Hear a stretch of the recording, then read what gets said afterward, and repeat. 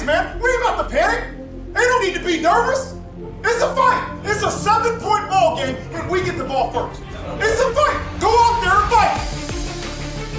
Gives it to Love, running left, tripped up, stays on his feet through one tackle, muscling and strong. Whoa, he scored! Oh, he's in! Oh my gosh! Touchdown, Notre Dame! Jeremiah Love would not be denied. Aller throws, loose ball, intercepted! Christian Gray picks it off. Notre Dame will get the ball. Irish Nation, welcome to the show. We are here to preview Notre Dame's big road matchup, arguably biggest road game we've had since the season opener down in Miami. The Fighting Irish take on Pittsburgh Panthers in Pittsburgh. College Gameday coming to town. Pat McAfee controversially returning to his hometown of Pittsburgh despite going to West Virginia. Interesting move from the native son of Pittsburgh. Mike, let's just dive right in. I think this is the biggest matchup we've gotten to preview in a while. I think this is the most research we've done in a while. Let's start with head coach Pat Narduzzi making headlines this week. What are your reactions to Narduzzi's comments in the media leading up to this game? Narduzzi's a funny guy. I feel like he's always good for some interesting quote to the media. He's just someone who just doesn't hold back. Seems like honestly no filter. He'll just kind of say the first thing that comes out of his mouth, and I think for a lot of people they find it very endearing. He's not necessarily going for that hyper polished look that some other coaches are going for. But look, I think one thing with Narduzzi is his teams tend to have an attitude of being very hard nosed. He will be kind of with this theme of him not holding back and saying what's on his mind. He will be an outspoken critic of football coaches quitting on their team. And then he's like openly called out other programs for tampering and recruiting players in the NIL era. So just a character in college football. It seems like he's someone who has a particularly high disdain for Notre Dame, or at least he has in the past. Now, look, some of that might have been directed more heavily because Brian Kelly was our coach, and maybe he just didn't like Brian Kelly. It's funny. When I was talking to the Ohio State podcast in the College Huddle, I made a similar comment. I mentioned, oh yeah, Narduzzi, that guy just hates Notre Dame. And then Eric, who's one of the hosts of the Ohio podcast, said, oh, he's like, I think Narduzzi just hates everybody. And I was like, okay. I was like, that's a good point. Maybe he does. I was like, I always thought it was like maybe channeled a little bit more towards Notre Dame. But it's interesting. I think Pat Narduzzi was Brian Kelly's defensive coordinator's first year at Cincinnati as a holdover and let him go. He either let him go after coaching together for a year or let him go by way of like firing the entire incoming staff. But Narduzzi was listed as Cincy's coordinator from 04 to 06, and Kelly was the head coach at Cincy from 06 to 09. So I think there might even be like a little bad blood in like the Ohio coaching circles. Narduzzi spent a lot of time at Miami of Ohio and Youngstown State. And I think there might be some old like Maction rivalry there too. Yeah, that's funny. I'm surprised I haven't.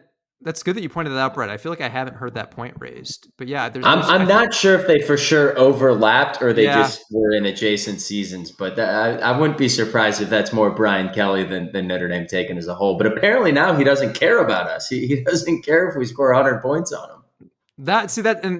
With what I was saying, that leads perfectly into a press conference quote that he had this year. So basically, someone in the media at a press conference asked him if this was a must-win game. And he said, quote, "Absolutely not. It's not an ACC game. They could put up 100 on us as long as we win the next two." And I was like, wow, that is a wild attitude to have going into a big game. But look, I think it's with him, you have to take it with a grain of salt. I don't think that necessarily means that he's not focused on the game. I think that's just Narduzzi being Narduzzi. If like Lincoln Riley said something like that, then I think their fans would be concerned. They'd be like, what the heck is he saying? Right. But because this is Narduzzi and these are the types of things that he says, I don't want to put too much stock into it other than that that's a very funny thing to say going into their biggest game of the year. I mean, it's not an ACC game, but look, College Gameday is coming into town. Has not been to Pitt, and I think 20 years. I think it's been like this is one of the biggest matchups Pitt has had in a while, ACC game or not. So yeah, it's look, one that I think we had identified maybe earlier in the year is a potential trap game. This is one that I had circled as a trap game. This is not a trap game. This is a good Pitt team. This is a matchup that's getting a lot of attention. I think Pitt, it's good for us. I mean, we need, if we want to continue to build our resume, it's helpful to have opportunities like this to gain quality wins. So this is something I'm excited for. I mean, I would say as someone who lives on the West Coast, I'm never thrilled about a noon a noon kickoff. It's kind of early, a bit early here. Although now that I have an infant daughter, I tend to be up early anyway. Not that it's even that early. It's like 9 a.m., but still. Yeah, I like the noon kickoff for being the road team. I get it. Game day is there. I get it. They'll be hyped up. I think, interestingly, this is being played at Acrisure Stadium. I don't even know what Acrisure does, but previously known as Heinz Field. And that's not the campus stadium for Pittsburgh. And this is actually a game that was singled out of the student plan. So student season tickets for the Pittsburgh student body had to separately go and get tickets. Now they could purchase tickets and, they were made available, et cetera. But I actually think that plays to a better, I don't want to say quieter, but I think you're going to see a lot of Notre Dame fans show up and not a typical ruckus college campus environment when Pittsburgh is doing this, not at their main home field and doing it at the NFL stadium. So I think that's advantage road team. The other interesting thing on Narduzzi, and then I promise we'll get into the actual teams playing in this game, he is a roller coaster of a coach. He has had some highs and lows of, rebuilding this Pitt program over the last decade, of going in his tenure, 8 wins down to 5 wins, back to 8 wins, down to 6 wins, up to 11 wins, down to 3 wins. Now he's got him back to 7-2, trending towards what could be another 8, 9, 10 win season. Like, he has been all over the place in terms of consistency. But when he's on fire, he has put out some really high quality Pittsburgh teams. And it often starts at quarterback, which will be a segue into the position here. I've spent the most of the time prepping. And when you think Pat Narduzzi, you think of the guys like Kenny Pickett.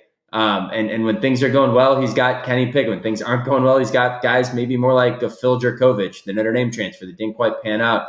And right now it feels like he found his guy, but not the way Panther fans thought it would be coming into this year. Eli Holstein came in as the returning incumbent starter. 4 games in, they switch to true freshman Mason Heinschel. He's not necessarily the guy everyone thought of as quarterback of the future. He was the number 721 commit in his class, a pretty low-end 3-star. And the big narrative is that Pittsburgh's offense is now just clicking before and after the QB switch. I think that's partially true, but I don't think that's the whole story. Yes, they were 2-2 before making the switch, and that included 0-2 against Power 4 competitions. They had lost 2 games in a row, made the switch. Yes, Holstein, the former quarterback, threw at least 1 interception in all 4 games. But after that, the productivity has been really similar. Holstein versus Heinschel have had a 62% versus 64% completion rate, 8.8 yards per attempt versus 8.4 yards per attempt. The turnover-worthy throws, so not necessarily how many interceptions you throw, but how many times you throw it and defense probably could add an interception. Holstein was at 7%, Heinschel at 5%, like not a big difference. QB rating, 99.9 versus 100.3. Like, pretty darn equivalent. Now, yes, then you can say, all right, Holstein played an FCS school in Central Michigan, but Heinschel's only gone up against 1 defense ranked in the top 75 of SP+.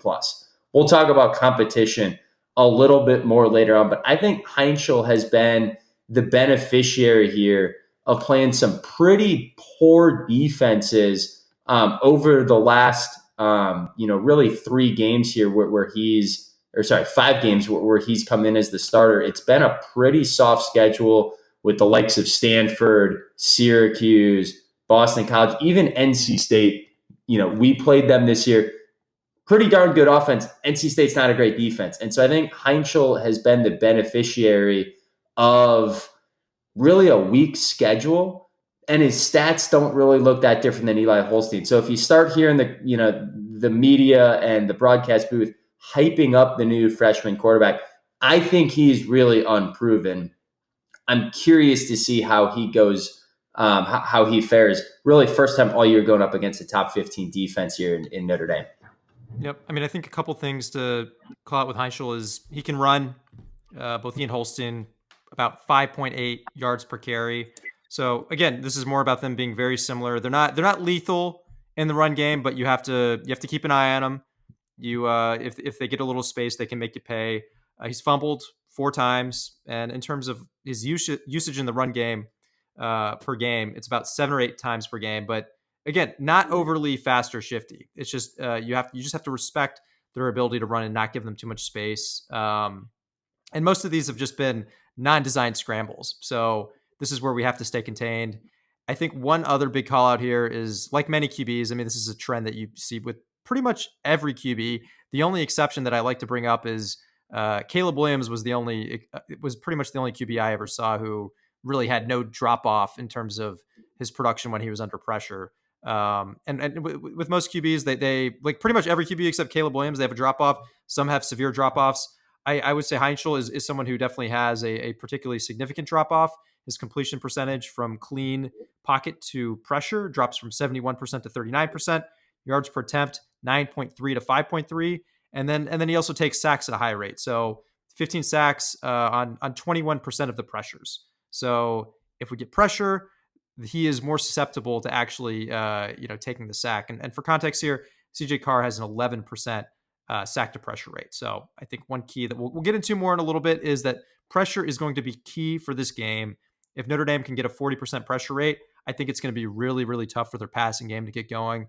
We've just seen from these stats that their drop off is pretty significant. And look, I think one positive trend from our last few games is that our pressure rate has been climbing. If you look at our blitz rate versus our pressure rate, the last couple games, we've had a significant incremental margin to our pressure rate versus our blitz rate. So if we're sending a blitz 20% of the time, we've been getting pressure 40% of the time. That just shows that the defensive line and the front seven, they're really winning a lot of they're winning a lot of battles, and they're able to get after the quarterback, and we don't even necessarily have to send extra guys to do it. So I think this trend from our front seven in terms of being able to generate more pressure without even having to blitz, I think that bodes well for our ability to disrupt the quarterback here. But the key, I think the key clearly for this offense is the passing game. And look, we're going to spend a minute here on the run game, but I think first we should call out some of their weapons that are really helping make this thing come all together in that passing game. Absolutely. It's pretty incredible when you look at not only the balance, but the big game playmaking that they have from 4 different wide receivers. They've had 4 different receivers with 100-yard receiving game this year, and that all came against Power 4 competition. It's fascinating if like you take Notre Dame, for example, we went the entire regular season last year without one guy having a 100-yard receiving game. They've had 4 different players accomplish that. Their top 3 receivers, Johnson, Williams, and Hicks, all average over 15 yards per catch. So big play capability that they're looking to pick up chunk plays. All of them have 4 or more touchdowns. So pretty balanced when you get down in the red zone. Raphael Williams, he's the slot receiver. That's the one I'm watching. Given this is a balanced attack with weapons on the outside, unlike USC where we were able to focus on Mekhi Lemon, move Leonard Moore, our shutdown corner, into the slot. I don't think we have that luxury to move Leonard Moore from the outside to the slot receiver like we did against USC because they have weapons on the outside. I think we're going to have to keep Leonard Moore on those other guys, Johnson and Hicks, out on the perimeter. And so because of that, this is probably the toughest test our nickel corner is going to have seen since realistically, weeks 1 and 2 against Miami and Texas A&M when they didn't go very well. Now, that wasn't Dallas Golden starting. That was an injured Devontae Smith. So I feel much better about where we are here in our 10th game of the season than I do where we were in weeks 1 and 2. But that is still, I'd say, a relatively unproven spot because the one other big test, Leonard Moore, our All-American corner, took care of it. So what does that look like if Leonard Moore is not able to be the guy to take care of it if he has to handle the outside? I think it's a huge question mark in this game. Realistically, two stats I'm watching for is Notre Dame's pressure rate over 40%. I think that's going to be the difference in whether or not Heinzel stays comfortable and we force some freshman mistakes. The other is Raphael Williams. If he has more than 75 yards, this could be an interesting game. Like that might suggest Pittsburgh is putting up their numbers. They're creating the mismatch they're hoping to get against our nickel. I think that is the one-on-one matchup I'm going to be watching the most, is tracking Raphael Williams on the field. Agree. Now, moving to the run game, as we flagged, the passing game is really what makes this offense go. But we're going to spend a minute here on the run game. It's been so far really by committee, by virtue of injury. So their leading rusher is Jakarian. What's his name again, Brett? Jakarian? I think we're going with Jakarian Turner. But we'll see what the broadcast booth says. But Turner, we'll call him by his last name. Keep me honest, maybe that's a Malort shot. We'll see. Hopefully we can cash in on these Malort shots at a home playoff game. We'll see. Hopefully that's what happens. Okay, so Turner, he's their leading rusher. It's not the most efficient running game, 4.6 yards per carry, and that goes for the lead back. Until Stanford, they actually didn't have a rusher over 66 yards in a game all year. So you compare that to Notre Dame, and our run game is basically the opposite of that.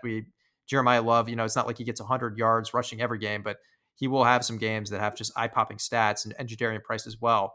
I think one person to watch here is Desmond Reed. So he's their second leading rusher.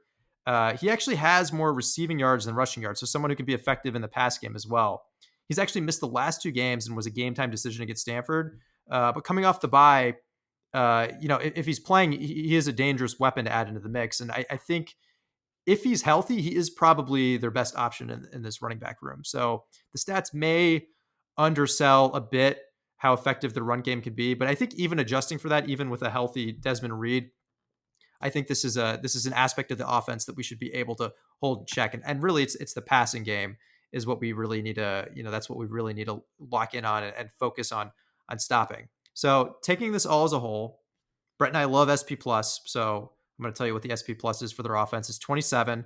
So this is a good offense, top 30, not an elite offense, but good. And I think what's important is that we call out here is that Notre Dame is very battle tested.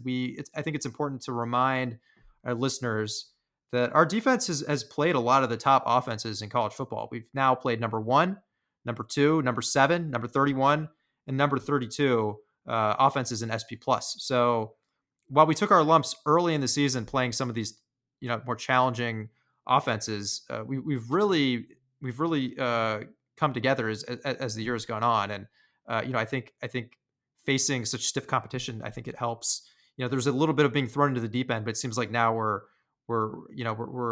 benefiting from it. Now Pitt, on the other hand, they haven't played a top 25 defense. The two best squads they played are Louisville at 26 and FSU at 27. So almost top 25, but certainly nothing quite at the level of that Notre Dame has seen in terms of opposing offenses. And they're also one-dimensional. That's a theme that Brett and I always talk about.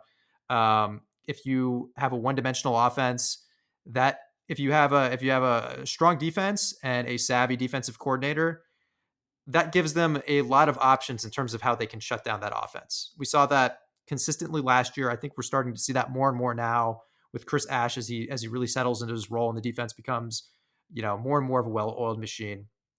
For more context, they rank.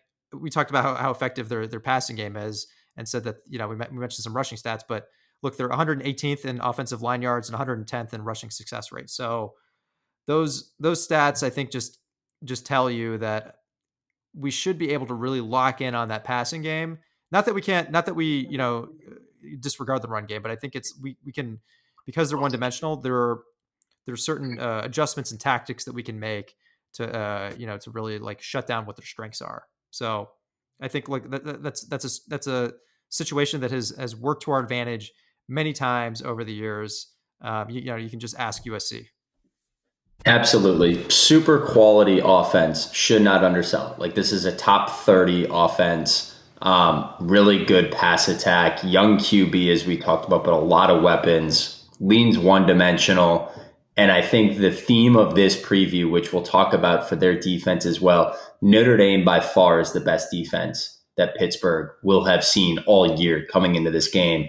I think that bodes well for the Irish. Similar story on on defense, flipping to Pittsburgh's defense, but even more of some gaudy production numbers, especially in the run defense.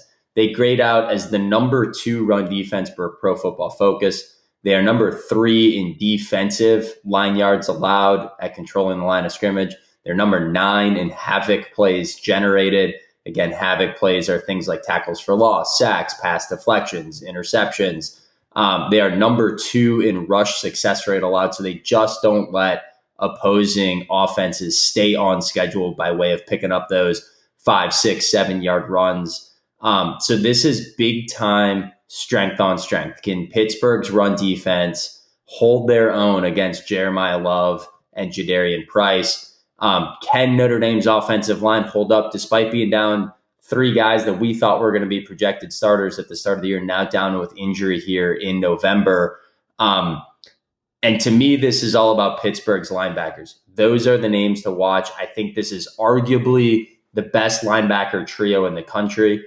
Braylon Lovelace is second on the team in pressures. He's first in tackles. He has 29 stops in the run game. That's, as we've talked about here in recent shows, measuring the number of times that you have a tackle that truly disrupts a run play, either for tackle for loss or stuffs them at the line of scrimmage. Kyle Lewis is next in that trio. He grades out very well on Pro Football Focus. Phenomenal tackler, missed tackle rate of just 10%. And then just like on offense, getting Desmond Reed back, they're getting a star player back on defense. Rasheem Biles is expected back from injury. He's missed the last 3 games, but again, coming out off the bye week, he's considered likely the best of those 3 players.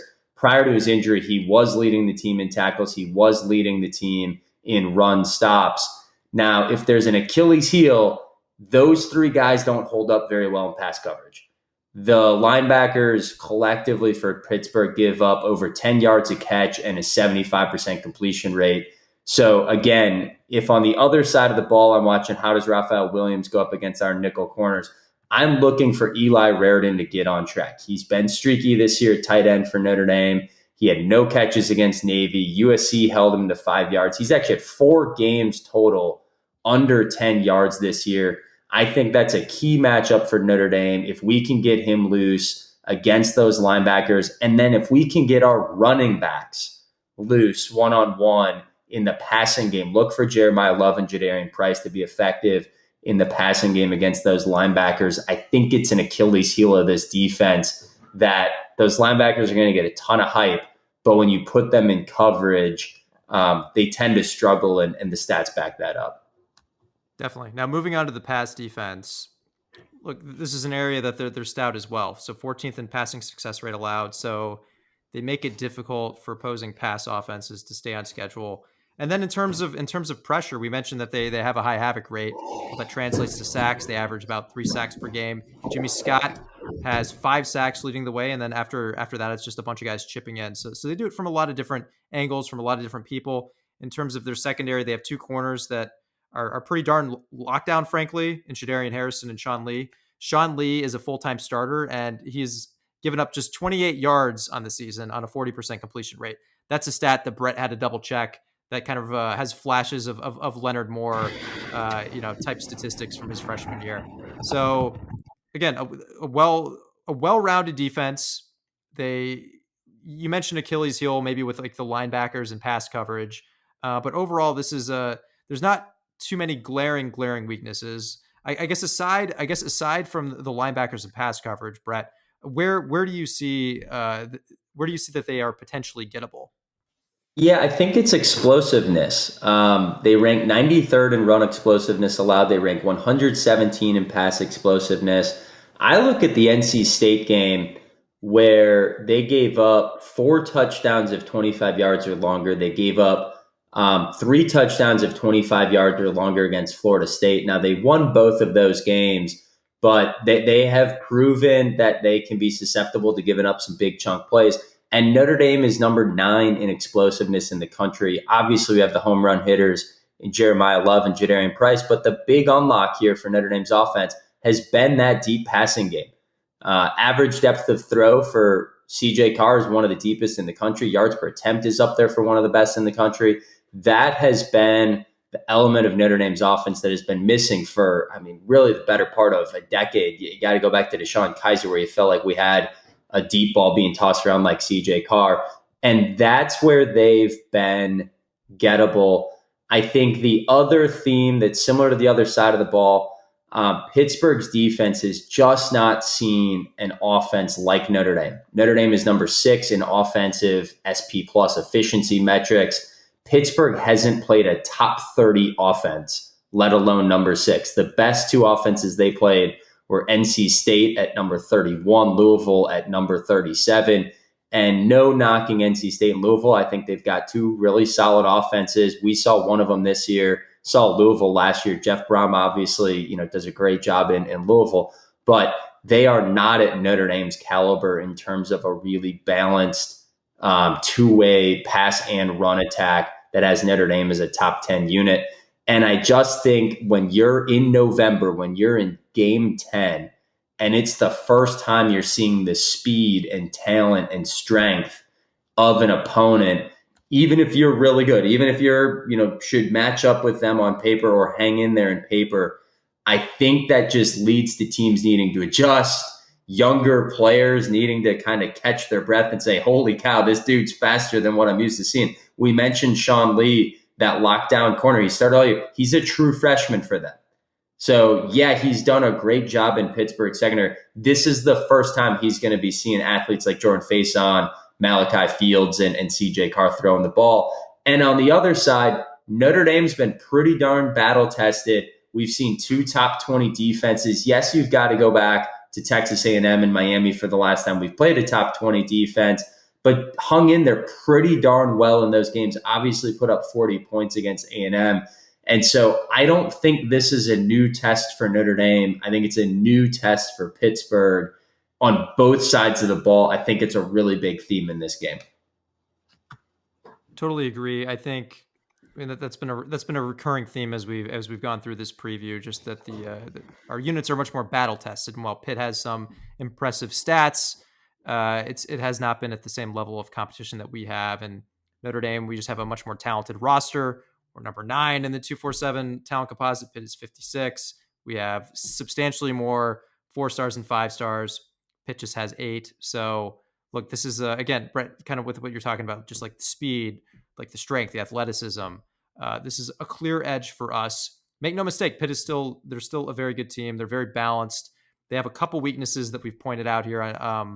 The run game on offense, is not particularly effective. Their linebackers are a little weaker in pass coverage, and they are susceptible to big plays.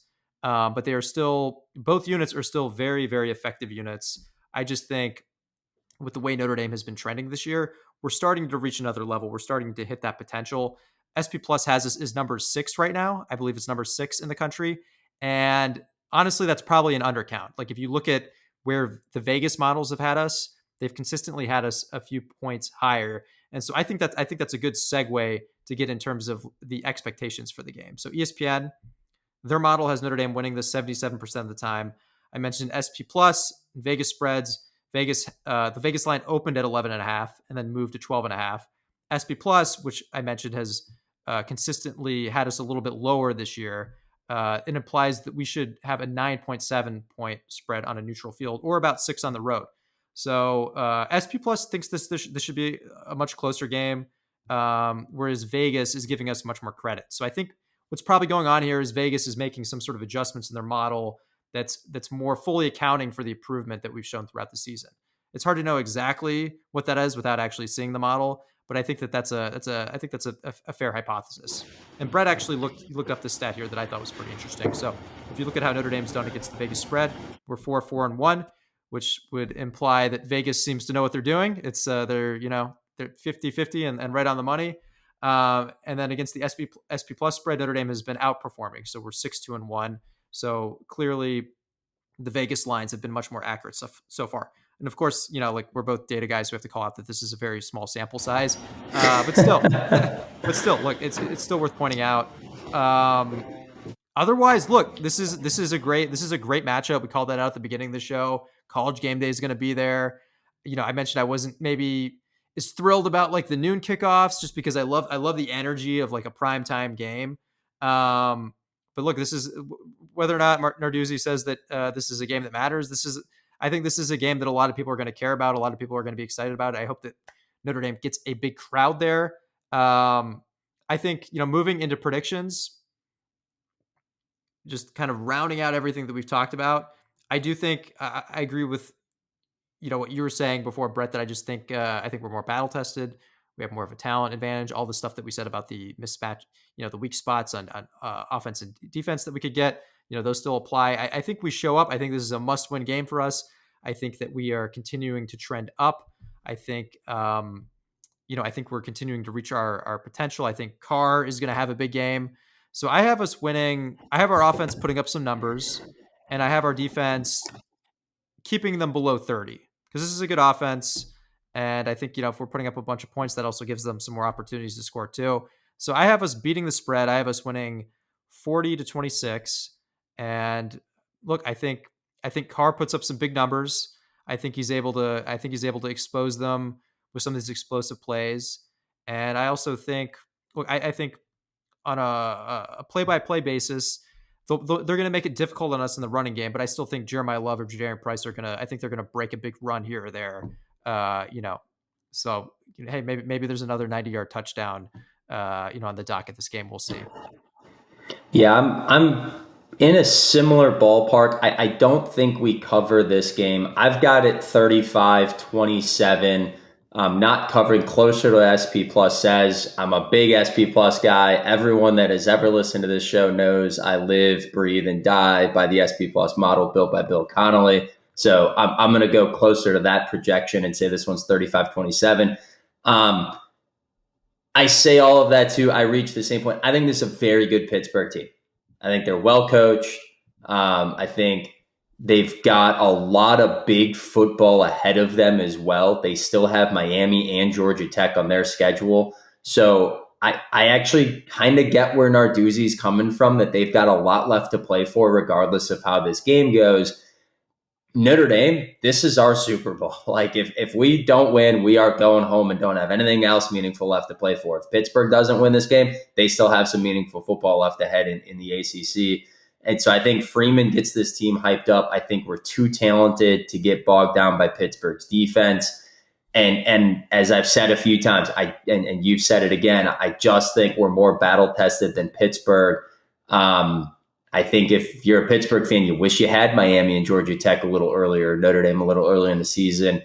Schedule's very back end weighted. I think that plays in the favor of Notre Dame. So I've got this one 35-27. Notre Dame continues its march to the college football playoff. We'll be back to recap the game here in a few days. Until then, Irish beat Panthers. Irish beat Panthers.